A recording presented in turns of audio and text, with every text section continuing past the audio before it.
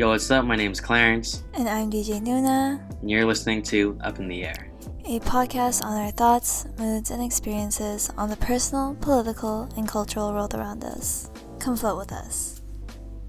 For this week's episode, we have a lovely friend of the show, Judie Wang. Judie is an aspiring nurse who recently graduated with a degree in public health. Today, we talk about the importance of mindfulness, mental health, navigating trauma, as well as women empowerment. We would also like to provide the trigger warning as we do discuss domestic violence and sexual assault in this episode. Hello everyone, thank you so much for tuning in. This is Up in the Air and my name is Jubilee or DJ Nuna and I'm here with my co-host. Yo, what's up? My name is Clarence. It's good to be back with another episode. I know that we took a break last week and, things was a little bit not hectic, but just, Jubilee and I needed to get used to our new schedule. So, we're back this week and we have a very special guest. She's a friend of the show. I met her recently this year and in the past, I think, but I'm happy to call her a friend now. And so we have Judie Wang. Judie, how's it going? It's going good. I'm Judie. Yeah, just tell us about yourself, like what you're up to nowadays, and maybe like something like about what you studied at UW and where you're working at now. Yeah, so I recently just graduated during the pandemic. I was a public health major, and I really feel like that's like a really big part of my identity. Like I really feel like I'm passionate about public health and like healthcare access, social determinants of health. And I think that's what drove my passions towards nursing. And currently, I'm a CNA or like a PCT at Virginia Mason. And I specifically work with people who have advanced HIV, AIDS, and also other like long-term or end-of-life illnesses and diseases. I'm really passionate about like caring for marginalized communities too. So I think that's like a perfect place for me. I love my coworkers. Like I feel like that really helped solidify like my love for that career like in nursing, because like I feel like I genuinely love like nurses and other like the people that I work with. Like they do like so many like cool things like outside of work too. They work with organizations, volunteer. So I think it's great that I'm like networked with all these great people, that are very like-minded, but also like help me grow. So it's really cool. So yeah, that's a little bit about me. I also like baking. I've been picking up baking a lot. Like I baked macaroons. So good. I was shook because that was my first time and I was like, wow, that actually worked. It was crazy. But yeah, like I like that. What else do I like? I like music. That was a really good intro. Thank you. For real. So thorough. And I feel like that's exactly why we wanted to bring Judie on, because she's an aspiring nurse. She's currently applying to nursing school, and she's super passionate about social justice and intersecting that with healthcare. And, we need all of that, especially right now and onward with the pandemic. But yeah, Judie, how has it been working, in a hospital during the pandemic? Like, how's that for your mental health, your physical health? Because I know it can be, stressful to be in like somewhat high exposure place because you're just with a bunch of people and like people. I don't know if you have COVID patients ever, but yeah, how is that for you?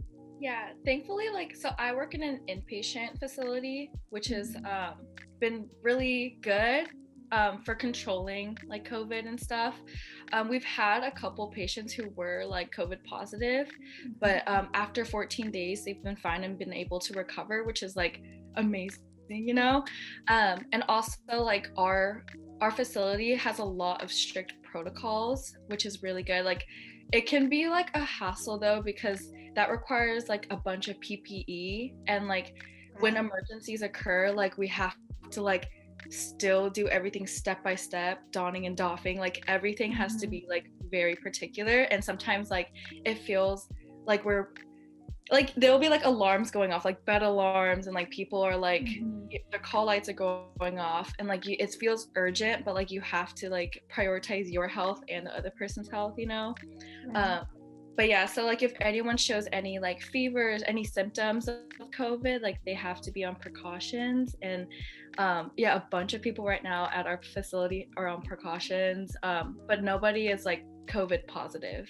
And it's been crazy. I work night shifts, and like I feel like there's a bunch of differences with day shifts and night shifts in general.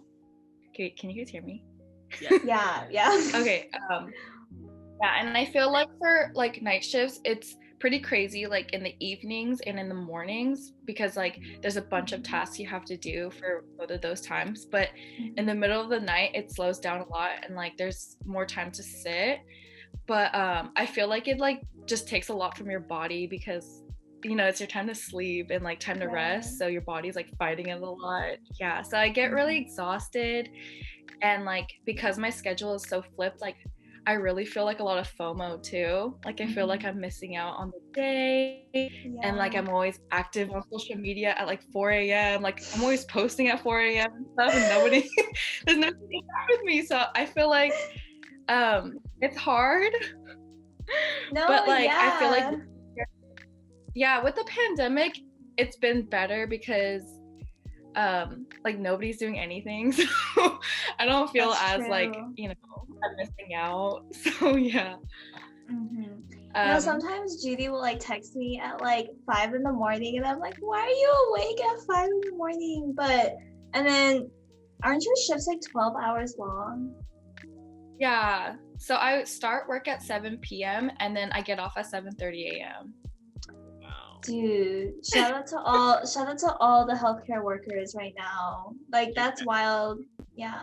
I had a question. So, you know, like with the schedule like that, was that something that you were prepared for, or like that you knew was gonna be something you had to deal with, you know, going in? Oh my God, that's such a good question. So I started my job right in the beginning, or like, okay, yeah, I started right in the beginning of the pandemic, and my application process was literally weeks before shutdown, and even COVID was like a big thing.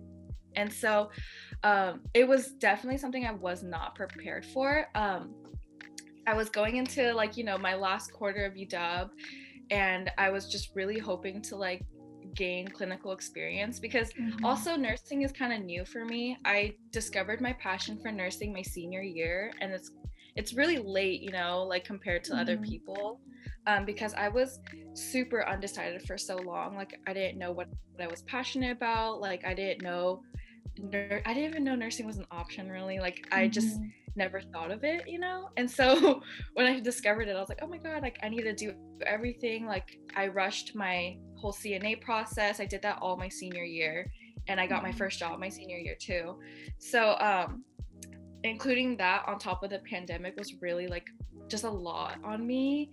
And also I applied for an evening shift. So I applied for like the 8-hour evening shift. But last minute during like my interview, they were like, oh, so we don't really need evening anymore. Like, can you do nights? And at the time, like I knew, I was like, shit.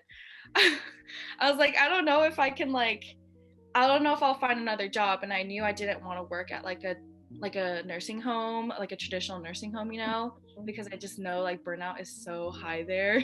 And I was like, I need to still do school. I need to still do like everything else. So I just took it. I was like, okay, I'll try nights. Like, let's see, I'm a night owl. But like definitely while I was doing school, like Zoom, like the first like spring quarter Zoom, like that was really hard because I couldn't go to any, like I slept through all my like Zoom meetings. Like I had to like email a lot of my professors about like scheduling like different times to take tests, and like I think that was really hard, but like because there was so much grace with like public health classes and stuff, like it worked out. And I got Dean's List last quarter, so that was lit. Congratulations! Dude, Judie gets Dean's List like is it almost like every quarter? No, it's very new. Like Girl, I like was barely getting a 3.0 GPA, like the cumulative GPA for like 2 years at UW. Like I was struggling. And so like I feel like I'm proud of myself for how much I've like grown academically, because that shit is not easy. Yeah. And dude, you're a first generation college student too. So you're like navigating the system. And like I remember I met Judie like freshman year, but then we had class sophomore year and we had poli-sci together and we were both like, we don't know what we want to do. And like I remember Judie told me about like a really mean like college advisor you had just seen. And yeah, they were like being a jackass to you. But like look at you now, like you're graduated public health and like aspiring nurse. And dude, CNA props, because I lived with my friend Toby, who was a CNA at one point, and she told me so many stories, because yeah, like elderly folks, and it's tough. Like there's just so many, like whether it's like mental health issues or like physical barriers. But thanks for sharing, and like shout out to you for doing 12-hour shifts. Oh my gosh. Yeah, you know, it's like crazy because like when I look back, like that specific like advisor was telling me like you should consider like majoring in something easier because you won't get into public health. And I remember like I was like, oh my god, like I shouldn't even try, like, you know. And so it was like super disheartening, but it's crazy because I feel like every part of my life like that's happened, but like I've been able to like, you know, succeed in some way, because like even like in high school, like one of my AP teachers was like, you're not gonna get into UW, and I was like, shit, maybe I won't. And like it's cool because I'm like now graduated, and I like didn't think like I would be where I would be now, you know, like my younger self would have been really surprised. So it's really rewarding. I don't know if you guys feel that way. Yeah, I mean, like I'm just like, what's with these shitty advisors? Because I had a similar experience too, where I was just like, you know, asking about these classes, and they're like, I don't think you even should take that because like you probably won't do well in it. And I'm like, wow, really? And then, you know, like, you know how they have those other advisors who are students, and you can just drop in for those. I remember meeting with one person, like she was way nicer about it, and not only nicer, but like telling me the ins and outs of like the kind of like system, right? And so it's interesting how some of these people are kind of just so discouraging. And I mean, obviously they're trying to be real with you, but at the same time it's like you don't seem like you're trying to help me either, you know? Right. I think there's a difference between like being realistic but also like actually wanting to help the student, because I feel like shedding, like Clarence, your example of just saying, oh, I don't think you should take that class, like the whole, you know, point of college is to somewhat like explore your passions and to, you know, like it's okay to fail too. Like it's not like you should just not pursue that opportunity because you might fail. And I agree with you, because I remember when I was trying to apply for the double major, a lot of people were saying like, I don't think that will get approved, because for the design major, they're really like anti double major because they want you to put your all into design. And it's kind of bad for students that have other interests or other passions, because like obviously in design you can't learn about like law or like even justice because that's not a focal point or a priority in the program. So I had to kind of like say like, please sign this off because I already have like most of it completed. I feel confident that I can finish it and like also like pay attention to design. But they're just not nice. They're not very nice people. Sometimes it feels like they don't have your best interest in mind. It's more like they're for their own convenience or something. So yeah, absolutely. But Judie, I was wondering, you know, like you kind of talked about it earlier, but what led you to studying or majoring in public health? And then, you know, at what point, I know you said your senior year, but what kind of like changed for you to lead you to focus more on like nursing? Yeah, so okay, it's actually crazy because I applied to public health my sophomore year, like the spring quarter, and I actually didn't get in. And like I remember like the reason I applied was because I really didn't want to I didn't want to be a bio major, and like because I took the bio 180 series, and I was like, and that was like why I went to UW. I was like, I'm gonna be a dentist and I'm gonna major in bio. Which like sorry, I don't know if I can say that. But literally I was like, yo, I can't, like, I don't see myself like doing that. Like I did dental assisting for a little bit at a place where we volunteer to do that, and it was like I don't know if you guys know it, but it's the Seattle Gospel Union Mission, and like basically they just like serve the community and like the homeless and people who are like suffering with poverty and things like that. So I volunteered there, and it was like really hard for me to enjoy dentistry. And like I remember like the first thing I did was an extraction. Like I was assisting a dentist with an extraction, and that shit me. I was like, and so that day was the last day I ever went. So I was like, you know, I can't do this.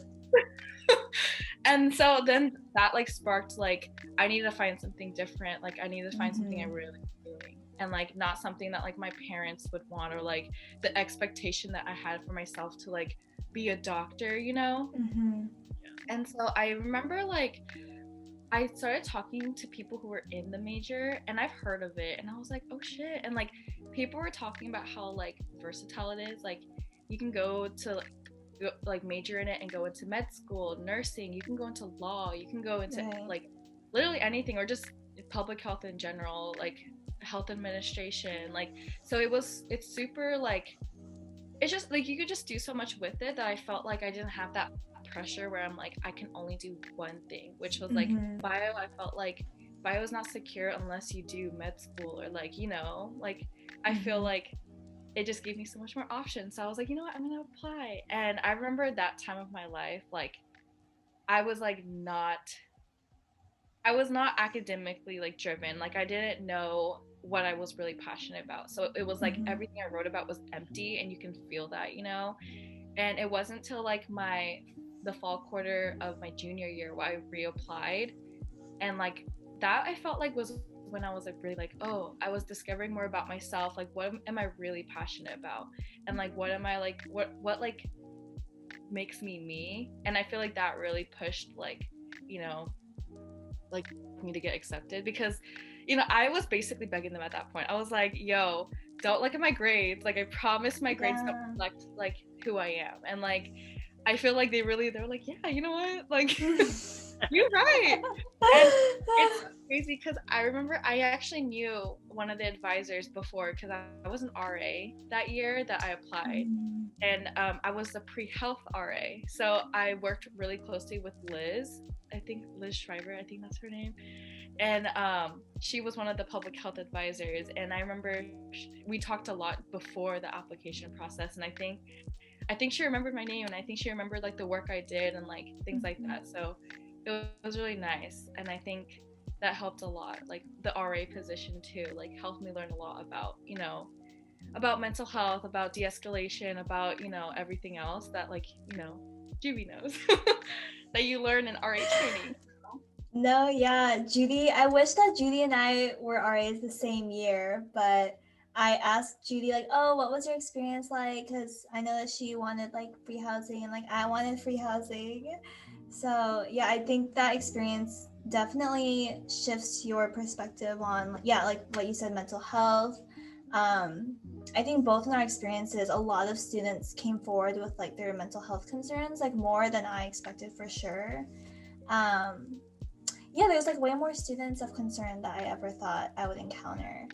Yeah, but Judy, you talked a bit about mental health, and like I know that during this pandemic, you know, with a lot of uncertainty, it's been more difficult for everyone to kind of navigate mental health.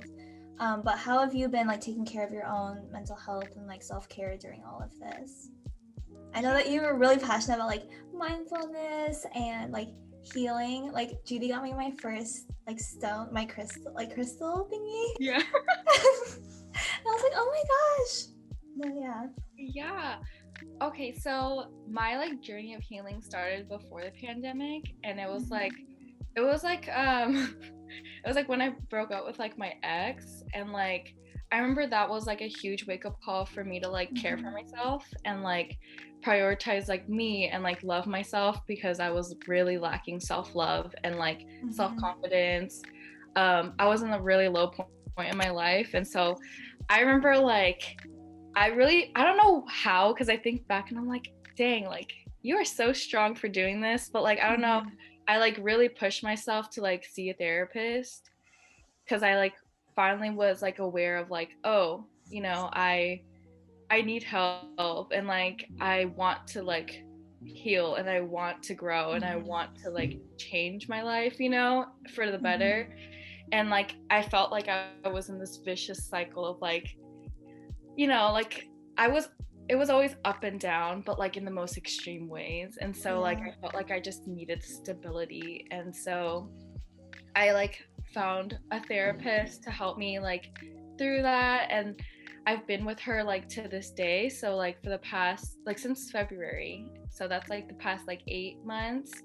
So it's been really good, and I feel like she's been helping so much with like strategies and like techniques to like ground myself, like, you know, healing my inner child, which is like a lot of work with like your childhood, and like who, like I feel like a lot of trauma is rooted in your childhood. And so it's helped a lot with like not just like romantic relationships, but also like relationships with your family, your friends, like with yourself. And so yeah, and I think that's driven me to like really care about, you know, all these like random things like crystals and stuff. Like that started like literally in February too. Like I got my first crystal then.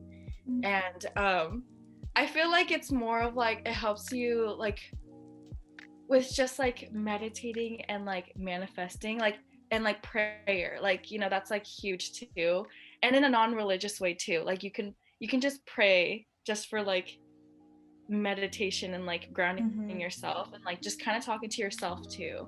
So I think yeah, I think that's been really helping me a lot. And like talking to my friends, like I feel like friends are super healing, and like especially like the good kind of friends and stuff. And I feel like I'm like surrounded by such good people that it's been really pushing like my healing forward, you know. And like it's not linear, like, you know how everyone's like healing's not linear.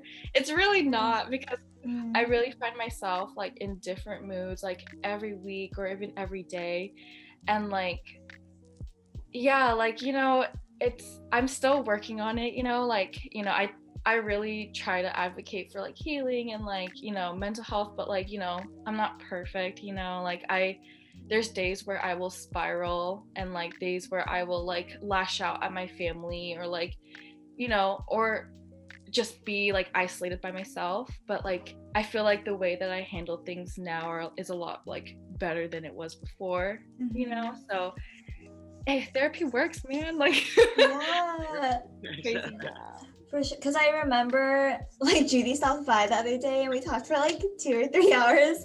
But I think like your therapist, I think a lot of people perceive therapy or a therapist as someone that can like fix your problems for you, and they're not necessarily gonna like immediately fix everything, because everything is very like deep and embedded in your like inner child or like your past trauma. But they're better equipping you to be able to like handle these situations in the future. Like what Judy said, like if she was able, or she went through something that she went through maybe like 5 years ago, now she probably would handle it way differently, because she is like more mindful or more like able to control emotions. And I think I definitely had that fear like going into therapy, because there's a huge stigma, especially also like in the Asian community. Even with mental health, there's not a huge understanding of it quite yet. But yeah, I'm so proud of you for going to therapy. Thank you. Yeah, no, to add on that, like that's so real, like the stigma. And I'm like thankful that my parents are like super open about these things. And it took them a while, you know. It took them a long time. But before you went out and, you know, sought therapy, what was kind of your perception of it? Because I know like for me, you know, I think recently I've been more like learning more about what it really is and like what it looks like. And, you know, it's quite different than what you see in maybe like the media and in movies and like TV shows. So I'm interested to know, like, what was your perception before you went and actually sought therapy? Yeah, so I remember like in high school, I actually did see a psychologist one time because I was like dealing with a lot of like depression at that time. And it was like one of the worst experiences of my life, really. Like it was really awful because so so my dad was in the military, and so like our insurance was like with the army hospital, and I think they deal with a lot of like the psychologist deals with a lot more important cases like PTSD, like active duty members and things like that. So I remember like he literally like didn't even listen to anything I was saying, and he was just like, do you want meds?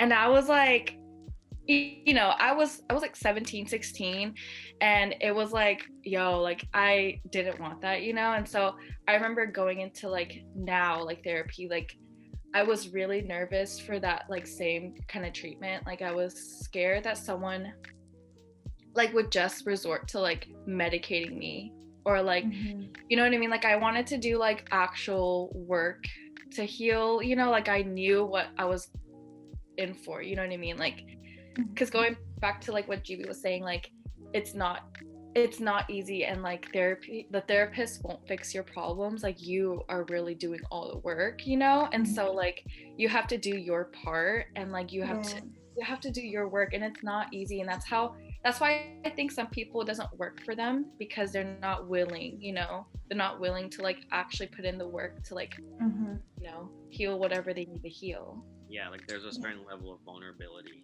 you need yeah and I know like the first thing, because like the first thing that my therapist told me like when we're doing our consultation is that like trauma and PTSD is curable, and like people often think that like once you're diagnosed with something, or once you like experience trauma, like that's part of you forever, or like you will not heal from that, because that's how media portrays it, that's how like people, that's the stigmatization around like especially like PTSD, like, oh, you can't get past that, or like, oh, like, you know what I mean? And I feel like especially with like veterans and stuff, like a lot of people don't like seek therapy afterwards, which is why maybe they experience a lot of like what they experience, and so that like really like sparked like, oh, I really want to try this. And like I remember like in high school my parents were really like,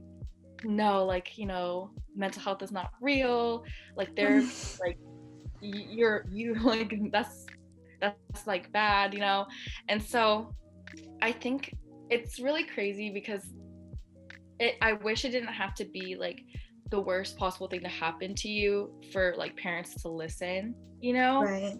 And so I think it didn't, like, I think it really hit them hard, like when they heard like my experience with like my ex-boyfriend and stuff. Like I think they're really like, okay, you really need this, like you really need it. And now like if I even bring up like maybe ending therapy, they're like, maybe not, like, you should keep going. Yeah. So it's like, yeah, like I think my parents really were able to be understanding, and like they've really helped a lot. They've hurt a lot and they've helped a lot, because I think the hurting like had to be there in order for them to learn, and like they now know like boundaries, and they now know like how to like navigate me and like help me towards instead of like hurting me. Yeah. But yeah, because I think mental health, or all the things that you care, or the things that you do to care for your mental health, should be in like a preventative manner. Like obviously you can't predict every single thing that is going to happen to you, but it's like what we talked about, Judy, like it's like for the people to understand and care for you, it shouldn't have to hit like rock bottom for them to like believe you or know it's real. So I think that's what therapy kind of does. It's like equipping you in a preventative manner to be able to prepare yourself better in the future and stuff. But yeah, it definitely is not linear, but I'm glad that like creating boundaries with your parents is something that's like super important and really difficult. And I think that's what a lot of my friends and I say. Like, we kind of go into therapy thinking, oh, I'm going to talk about this. Usually has to do with like emotional trauma, like in regards to relationships or things like that. But then a lot of us end up talking about like our family and our childhood. And we don't really realize that some things that happened were, you know, not normal or, you know, okay, because as children, you're taught to kind of just like normalize things, and that's all you know, like you're young. So, yeah. No, yeah, I feel Issues. like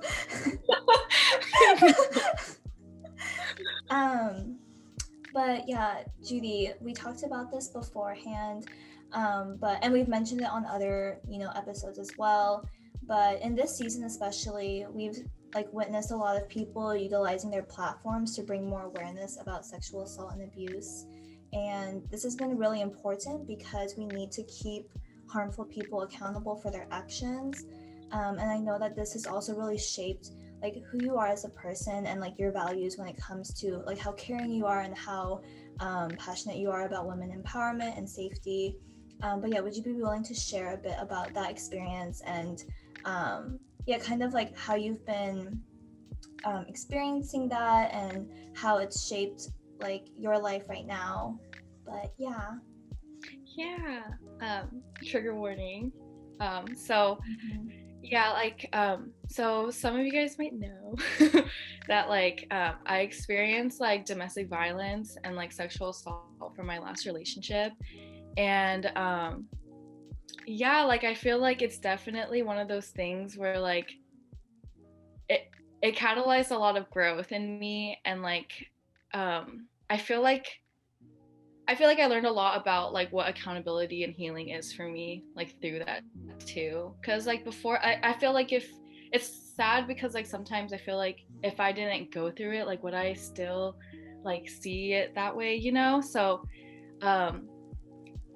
yeah, like I feel like accountability like definitely should be patient, or like not patient, it should be like survivor or like those who experienced it centered, you know? And I feel like often like people like see things as like, oh, that guy should go to jail. I mean, like, yeah, but like I feel like people focus more on like what the person causing harm or like the abuser should do, or like should get treated, they should get all this stuff, like they should do this, but like it leaves like those who experience the violence like with nothing. And I feel like going through a lot of like, because I had to deal with the like the justice system a lot, and like I feel like when you're navigating that alone with like nothing and like basically you're blind going into it, like it was really challenging because like I didn't know in the beginning, especially like I didn't know what I wanted, I didn't know what accountability meant to me, and I didn't even know like what I experienced, you know? And so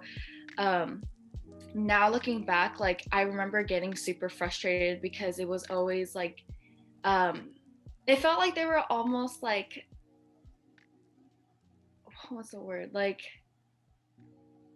sympathizing with him, like they were portraying him as like, oh, you know, like he's a poor little thing that needs help, you know? And like yes, that's partly true, but like it doesn't like frame things as like, oh, this guy needs to take accountability for what he did, you know? Like it's kind of like that that notion that, like, you know how like this is not the same, but like when white men do crime and then like black men do crime, like how things are perceived differently in media, like how like the white man is like, oh, he's mentally ill, like poor thing. And I feel like that's how sometimes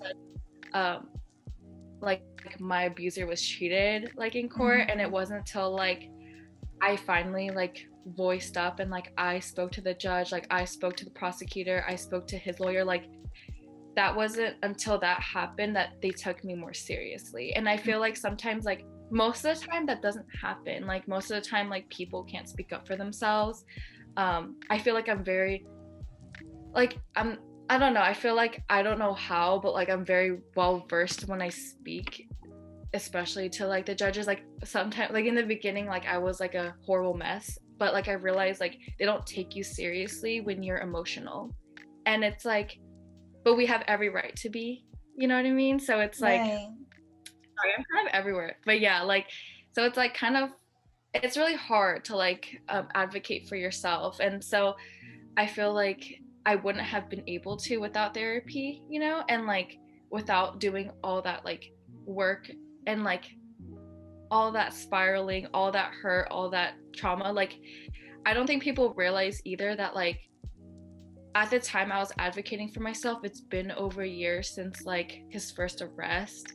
And so like I think a lot of it, since it's such new information to a lot of people, they think that it happened like that moment or that right away, but it's been a while, you know. And so I think if it didn't take, you know, one day and I'm like, you know, I'm gonna like speak up. It took me so long, and like abuse started like really early on, you know, and all the way since like October or September of 2018. So like that, it's been a long time. And so I feel like that happens most of the time with like survivors and like people who experience this. Like it won't take like a day, it takes years and like sometimes even decades for people to finally like talk about what happened to them. But yeah, like I don't know, like I feel like now I genuinely feel like I can like speak about it without like feeling, you know, like triggered or like I'm able to ground myself a lot. And so I feel like I want to use that like power to like, you know, like speak for others or like at least amplify voices of others or just be there and like hold space for other people. I remember in June when I like first came out about my story, like I was like extremely overwhelmed because I don't think I prepared myself for like how many people will either like come out about their story about him, which was like shit, like, you know, like for me, like I thought it was just me. In a way it was like crazy, but it was like, it was weird because I felt like finally like I wasn't alone and I'm not crazy, because people see this guy as like charming, as great, shy, like he's so great, like, but he's so smart, but he's so cute, like, and it's like people don't see like, yo, like, you know, it's, he can be like charming but still be abusive, and most of them are like, most of them are of like, you know, they're educated, they're, you know, like some Ted Bundy type shit, you know. So yeah, like I really feel like at that time I wasn't prepared for all of like hearing other people's stories or like having space for other people.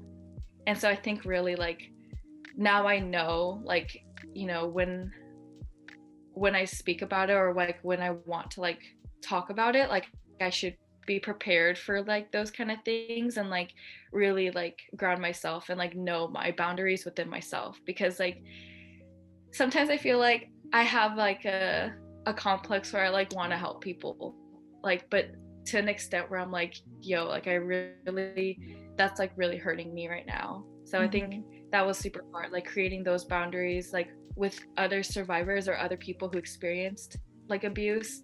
Like I had to like set boundaries with that too, and like know my limitations and like yeah, just be understanding. And I feel like it's been so great because I have people who like are there for me through that, you know. But yeah, so I don't know what I just said there, but Judie, thank you so much for sharing, because I remember like when you first, you know, made the post in June, and it sucks that you had to like, because the court was being fucking slow, you know, they kept pushing shit back because of the pandemic.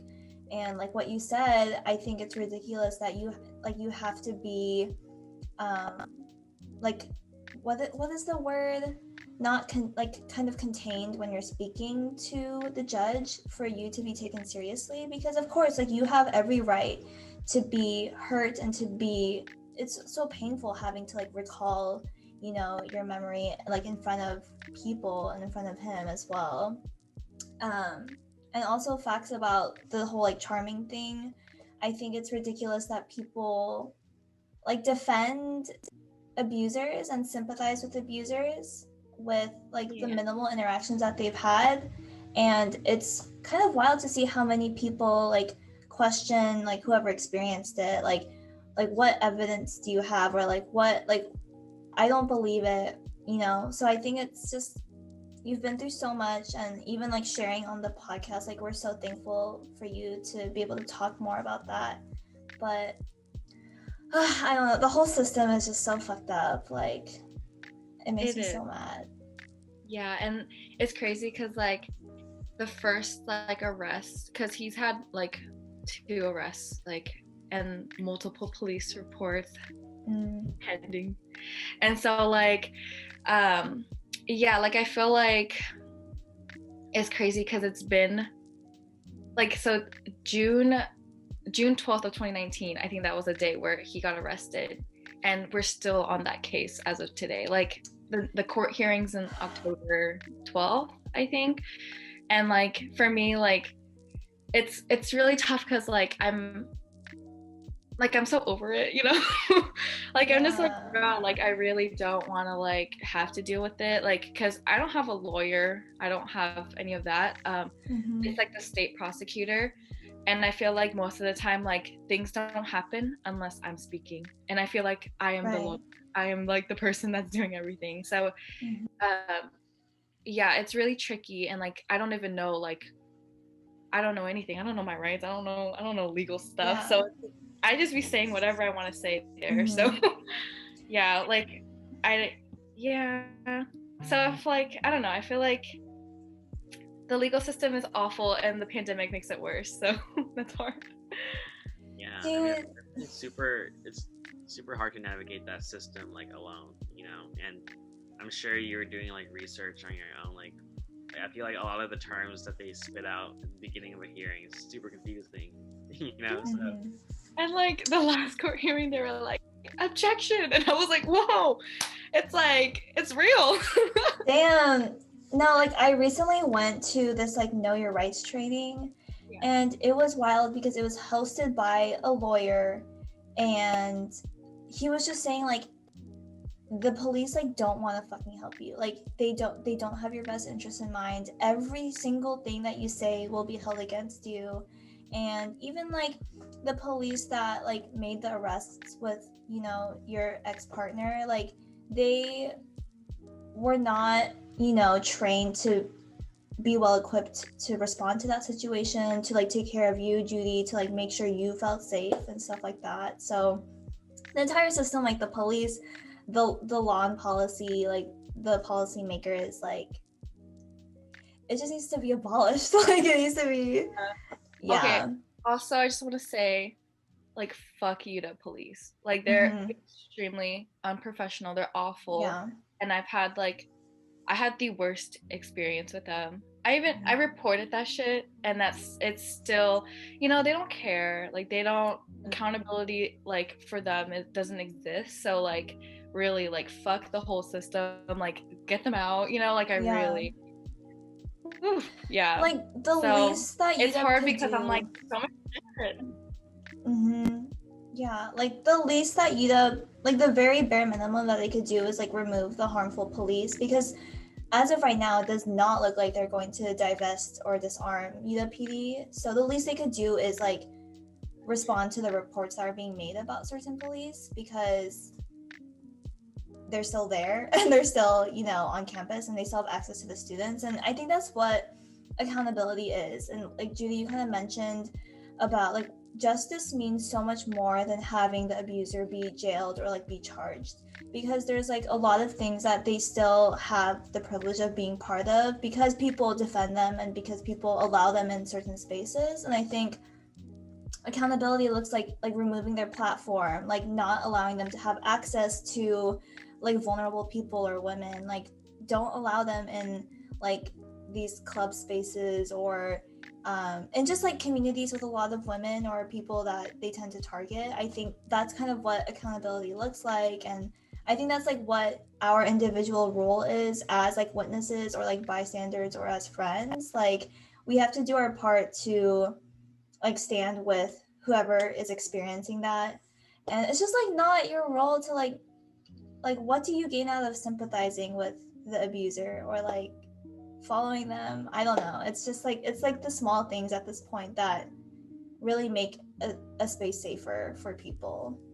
I agree. And like I think often people think like, oh, you know, like they shouldn't, it's not like we're necessarily saying like they should be like excluded from everything in life, you know, but like I really feel like people, especially when they lack the accountability, like first like acknowledging their harm, you know, like they don't, if they are not doing that, they're ignoring people who call them out on their shit, you know, and like people who don't actually seek change or like show that they've changed, you know, or they don't do anything to like, you know, for the victim or like those who survive, like what are they doing for them and to catalyze their healing, and like what are you doing for yourself to grow? And so I think accountability is really an act of care. Like people like often are like, you're canceling them, you're harmful for being like that, but like no, like we care about people, we care about those who experience the harm,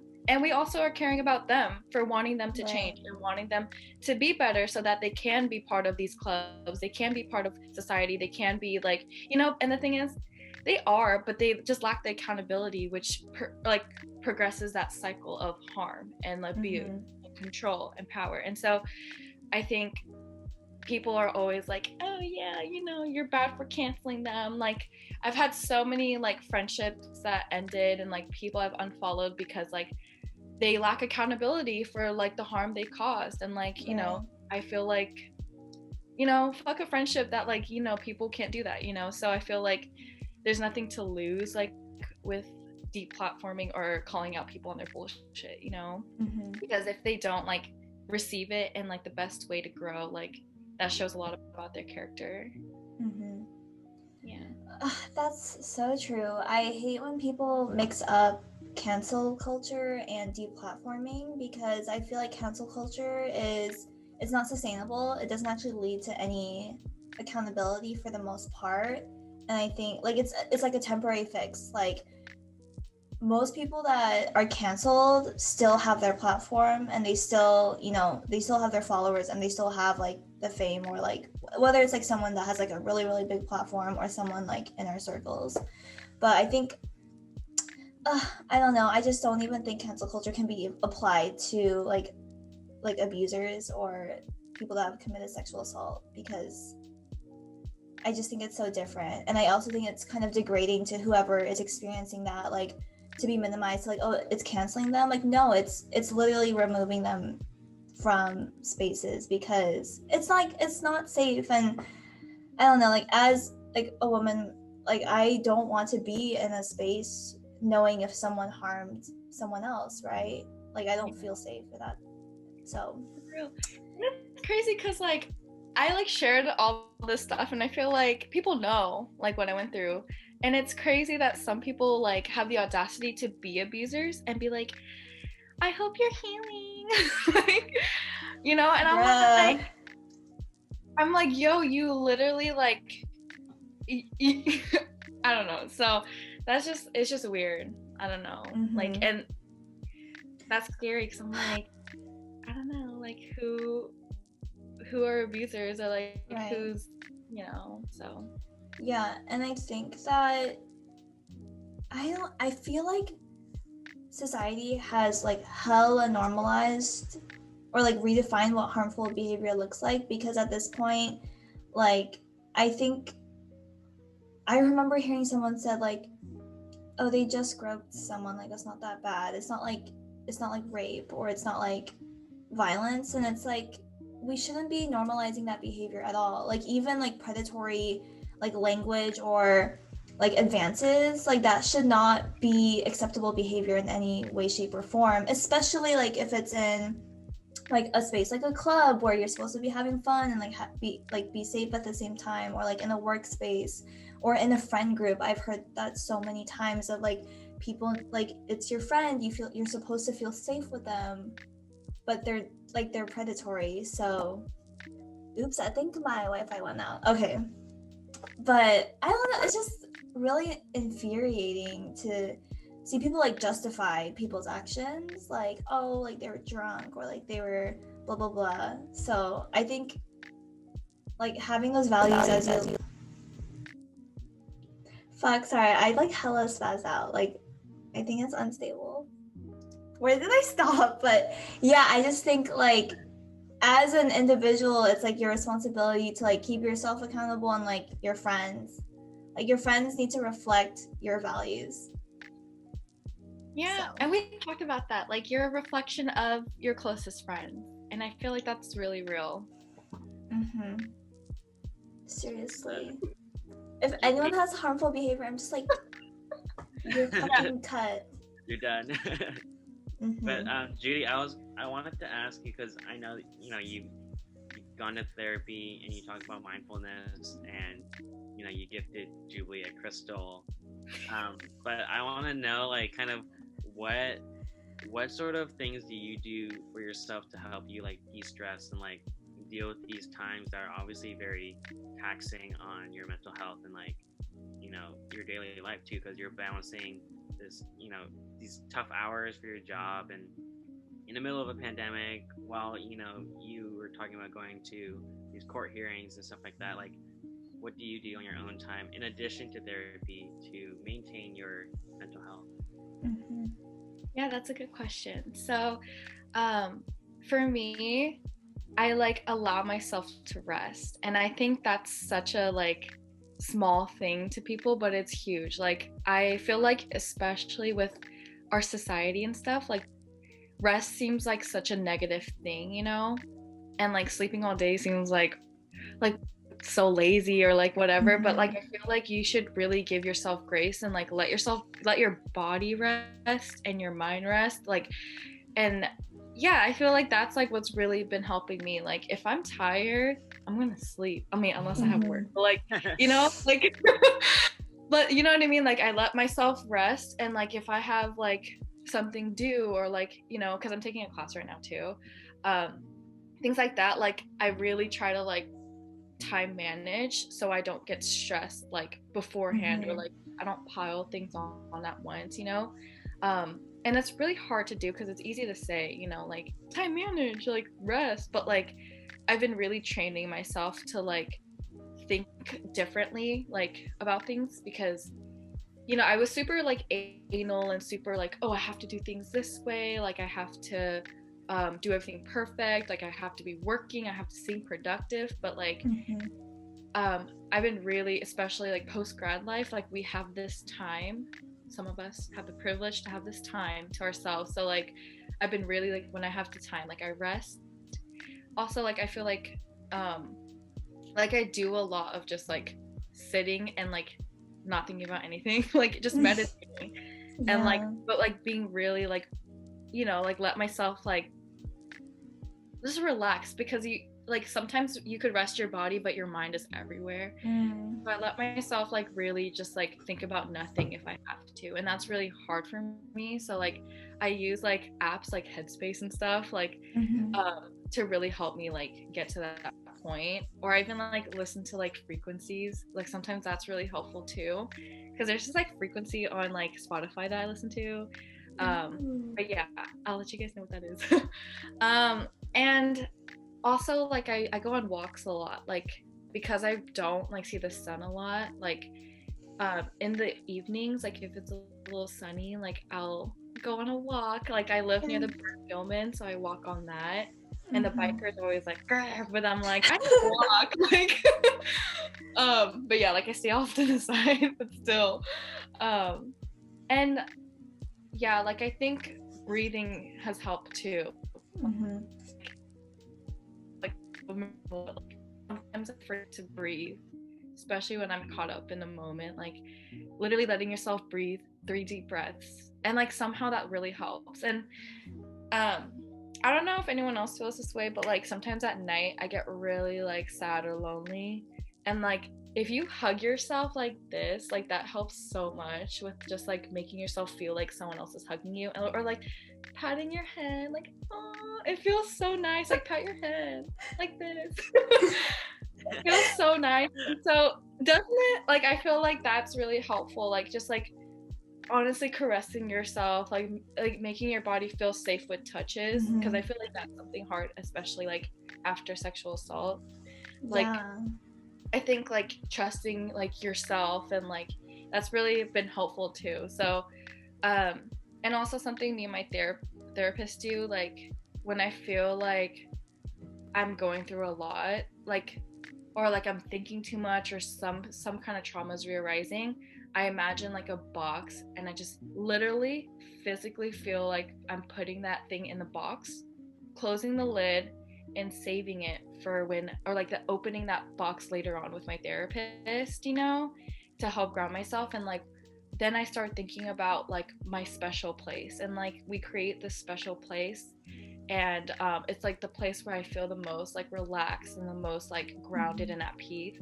And like mine is at a beach, you already know, and it's sunny, and like you kind of hit all your five senses in that place too. Like what are you tasting, what are you smelling, what are you seeing, what are you hearing, you know, like what do you feel?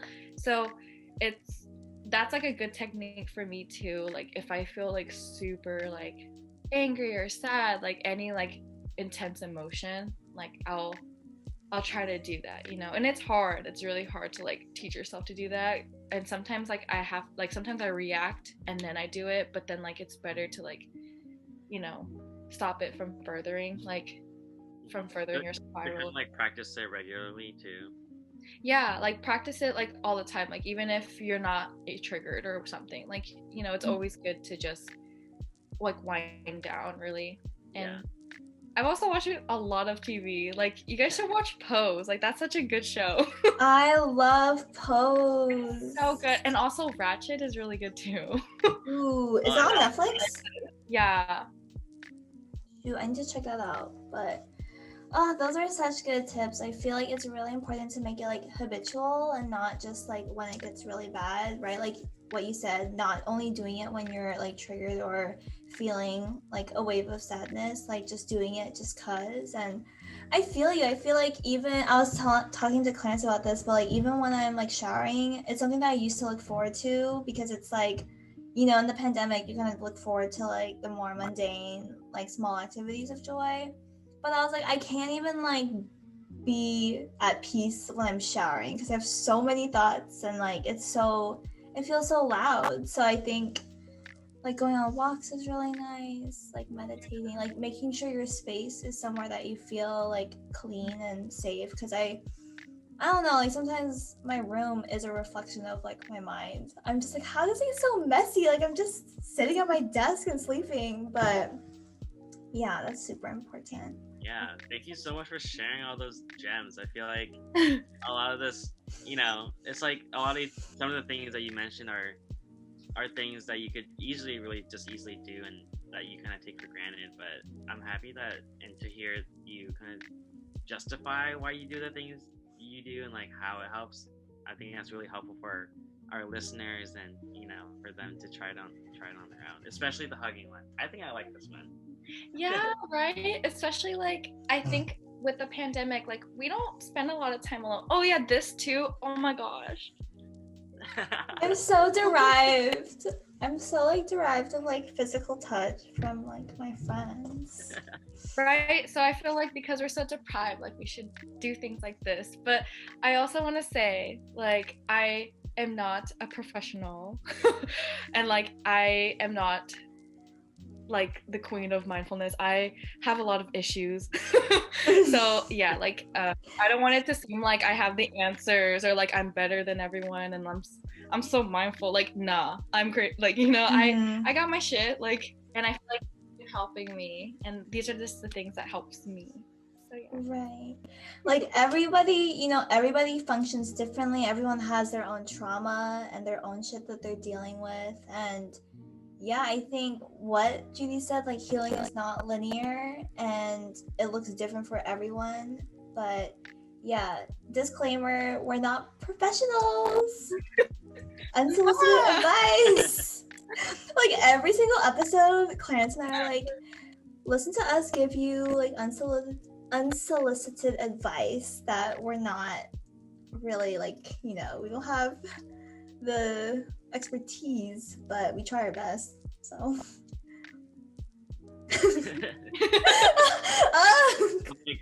Yeah, super unqualified. But yeah, we're about time, so we're going to do our weekly ritual of sharing our songs of the week. These are just songs that we've had on repeat that are, giving us joy and peace during this time. But I can go ahead and start. My song of the week is from Joji's new album, Nectar. And I'm not I used to be a bigger Joji fan, but I kind of was feeling about 88 Rising, but I gave his album a listen, and I really like his song Upgrade. It feels very a bittersweet song. I like to listen to it when I'm when I shower, honestly. Gives me peace. But I recommend that song. Who would like to go next? I can go next. Okay. So my song of the week is by a band named Krungbin, and the song is called White Gloves. And if you look them up on Spotify, they have millions of plays on their songs. So it might be, you might have heard their music, but I just been, I don't know, I've been feeling this type of, I've been trying really hard to find, the right soundtrack to the pandemic. You know what I mean? I haven't been listening to music as much as I want to, and so when I finally heard their music and especially their new album too, I was oh, this is exactly what I wanted to hear. Not too many lyrics and whatnot, a lot of just sounds of musical instruments and whatnot. So yeah, that's what I'm listening to. And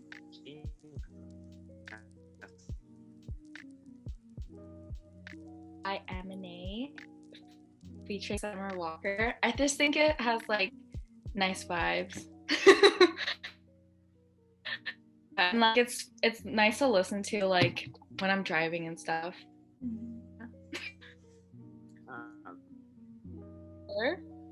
I'm frozen. Okay. Oh, there we are. I'm back. I think I heard Summer Walker. Wait, is it Amine or Amine? Am I opposed? Is it Amine? Amine? I don't know what it is because I don't know. Clarence, what is it? I think it's okay. But wait, Judy, don't worry because on our event, I'm pretty sure Zach Fox said Amine.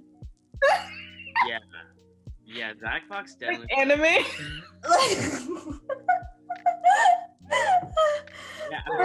I remember him saying it wrong, and I was like, "Are you guys?" Okay, I have a different song. Just kidding. Dude, last time, Judy, when we had Eden on, I was saying Chloe X Haley, and I said that shit 10,000 times, and it's Chloe X Hallie. Wait, Hallie?